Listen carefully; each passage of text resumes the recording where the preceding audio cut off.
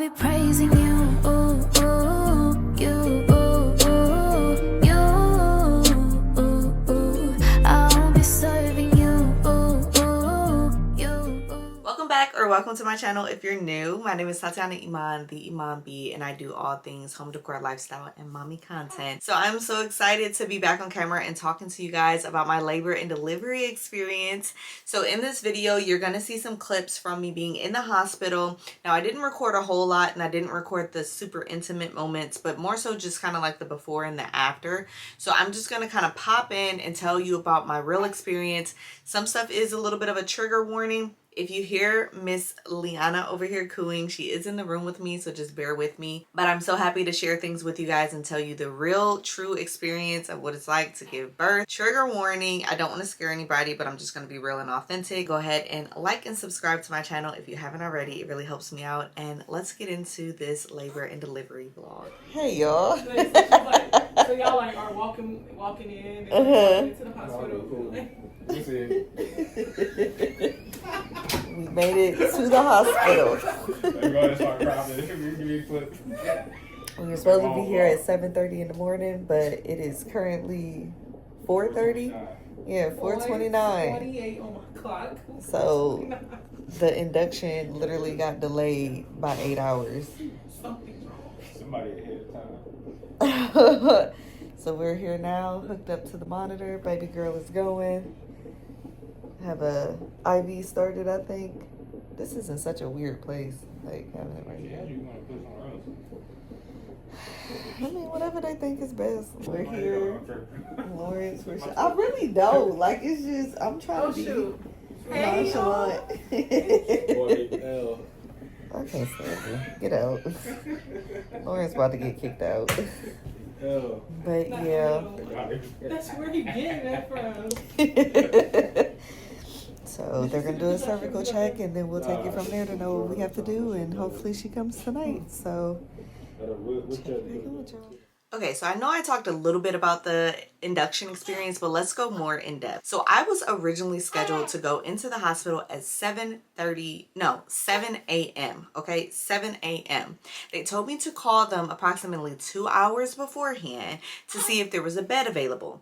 Now, just backing up, I did get induced with LJ, my first son, and this was not the case. I was scheduled to go in at 4 p.m. I showed up at 3:30 and it got me in right away. This time I was at a different hospital and they had me call 2 hours before to just check to see if there was a bed available, and there wasn't. So I was calling back literally like every hour, every 2 hours, until one of the charge nurses kind of got a little snarky with me. She was kind of being funny, but she was like, "Miss Tatiana, we will call you when there's a bed available."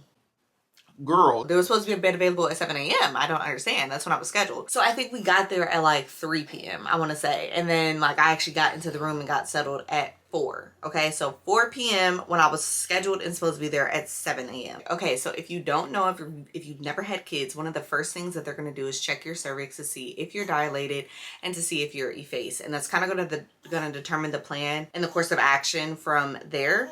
So when I went in, I was expecting to already be like 2 centimeters, 3 centimeters at least dilated, because, oh, that's just what it was kind of giving when I went for my 37-week checkup. Child, no.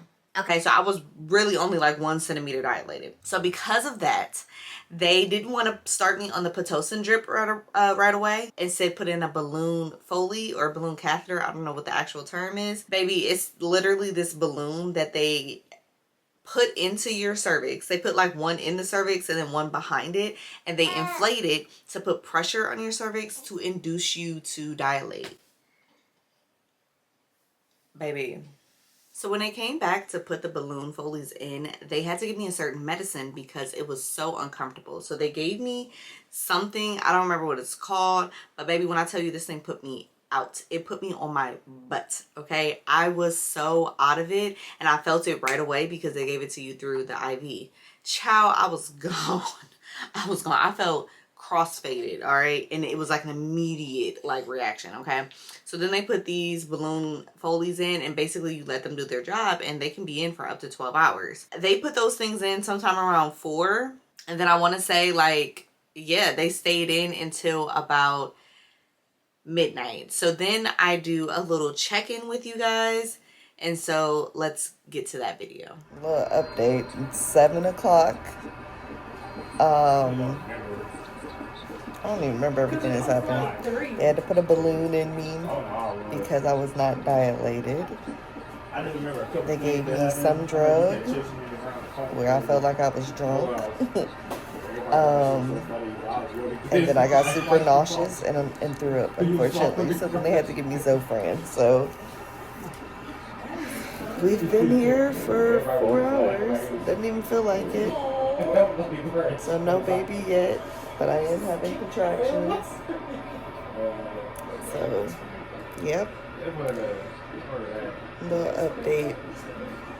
So that's where we're at. Okay, now let's get into the meat and potatoes of this labor experience. So after it had been so many hours, I want to say it was probably pushing a little after midnight, I want to say, right? So after midnight, I had these balloon Foleys in for, at that point, like over 6 hours. I want to say probably between 6 to 8 hours. And I was having contractions. So I was not on Pitocin, mind you. So these were natural induced contractions, just about.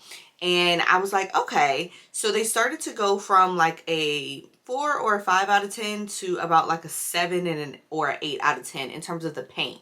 And now I very quickly remembered from my experience with LJ that when they hiked up like that and they started coming closer together, I was like, oh, okay, something's about to happen. So I called the nurse in and was like, hey, can I get my epidural?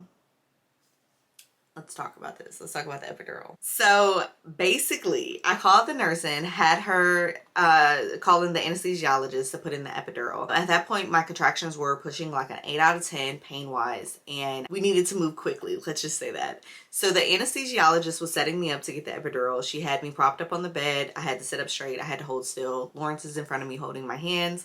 And while she's getting everything set up, I was like, hey, I feel a contraction coming. And then I quite literally felt a pop and a gush of water. And my water broke at the time that she was literally administering the needle to give me the epidural. So my water broke. So water's everywhere. Everything's wet. I'm suddenly like, oh my God, what is happening? I am in pain.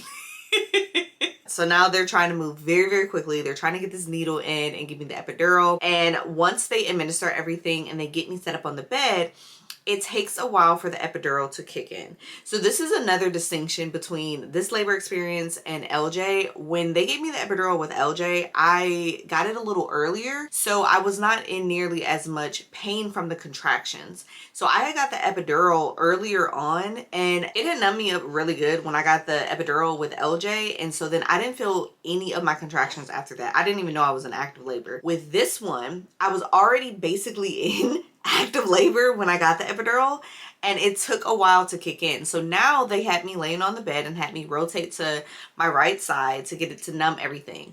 Well, guess what? It had only really numbed up one side of my body, and the other side was still fully not numb at all. So I could feel everything. So at this point, I'm laying on my side and I'm literally like, hey, I still feel these contractions, and they're getting increasingly worse. They're going from an 8 out of 10 to a 10 out of 10, okay? And then to make matters even worse, you remember those balloon Foleys that they put in, right? These balloons are still in my cervix. And when I tell you my body started to eject them on their own. Okay, so literally it was as if my body was pushing out this balloon that was literally 10 centimeters big, and I was fully dilated. And I was like, oh my God, something is happening down there. Something is coming out of me and I feel it. What is happening? Okay. So then the nurse literally checks me and she's like, hey, I just need to check to see how dilated you are and if you're in labor. Baby, she opened up my legs and was like, oh my God, you don't have a cervix anymore. You are 100% effaced and 10 centimeters dilated. We need to get the doctor in here ASAP. So basically, she had to call for the labor team to come in ASAP, the OBGYN. And it was like full bells and whistles, okay, baby? It was like alarms sounding. They're going off. They're like, hey, we need to get Dr. So-and-so in here now. You need to bring a cart in here, blah, blah, blah, blah. At this point, my sister-in-law had stepped outside of the room because they needed a sterile field for the epidural to be put in. So only Lawrence was in there. Baby, she came back in and was like, What is happening? What happened? once they got the labor team in and everything, they had me propped up. And when I tell you, only half my body was numb. Only half my body. So they're saying that the other half hadn't kicked in yet, that it was going to take like 30 minutes. We didn't have 30 minutes. I had to start pushing. I had to start pushing. So when I tell you, I felt everything. Okay, I felt everything. I felt everything for the most part. My borderline arrogant self. I had made a comment earlier to my sister-in-law and my husband and said, Oh, it would take a lot for me to scream and well out in pain like that, like you see in the movies when people are in labor. child, I was screaming.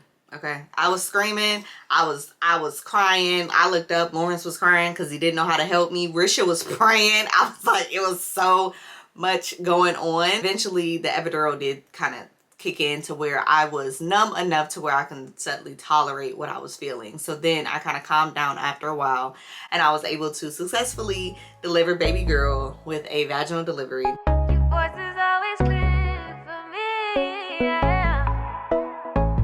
Whoa. Hey, love of my life, love of my life. I think I'm lost in your eyes. I know you'll always be mine, cause I'm the reason you died. I know you'll always be beside me.